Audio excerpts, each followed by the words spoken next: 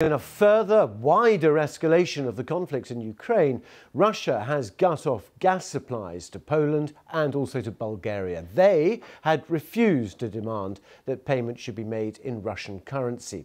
Well, the European Commission President Ursula von der Leyen said this was unjustified and unacceptable. Well, both countries rely heavily on Russian gas, but they both insist they will be able to cope. Let's get the very latest now from Kyiv, the capital of Ukraine, with my colleague there, Ben Brown.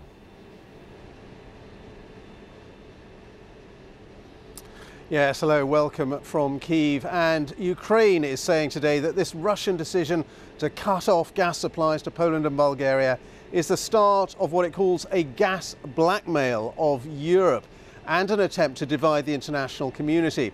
Bulgaria's energy minister has said that natural gas is now being used by Russia as a political and an economic weapon.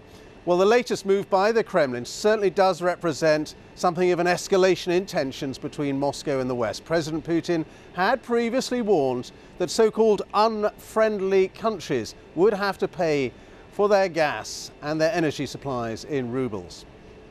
Well, Europe currently gets about 40% of its gas from Russia. The Polish state gas company bought 53% of its gas imports from Gazprom in the first quarter of this year. It has confirmed that supplies to the countries have been halted.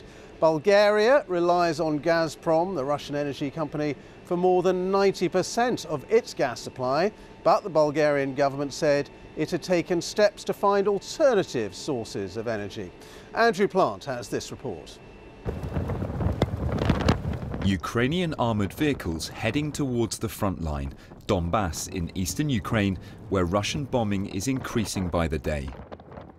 Russia fighting not just Ukrainian resistance, but pushing back now against countries helping Ukraine, from today cutting off its gas supplies to Poland and Bulgaria in retaliation for sanctions imposed on Russian companies.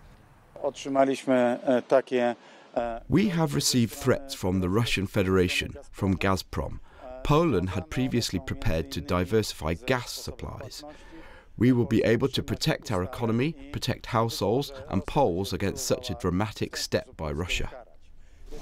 As thousands continue to flee the fighting, Russia has now said it has the right to attack specific targets in Ukraine, even if a Western advisor is present, as tensions between Russia and the West increase. Germany has now said it will send around 50 anti-aircraft tanks to the fight, a major change in its policy. Meanwhile, UK Foreign Secretary Liz Truss, in a speech later today, will vow to support Ukraine for the long haul and say Britain and other Western powers should send warplanes to the country, something Ukraine has repeatedly called for. Ukrainian President Volodymyr Zelensky, after meeting the head of the International Atomic Energy Agency, issued a warning to the world that Russia, he said, should no longer be trusted with nuclear facilities. No one in the world can feel safe knowing how many nuclear facilities, nuclear weapons and related facilities and technology the Russian state has. We need global control over Russia's nuclear facilities and nuclear technology. The hope is still for negotiation to end this war, Russia, though, showing no sign of changing course. Andrew Plant, BBC News.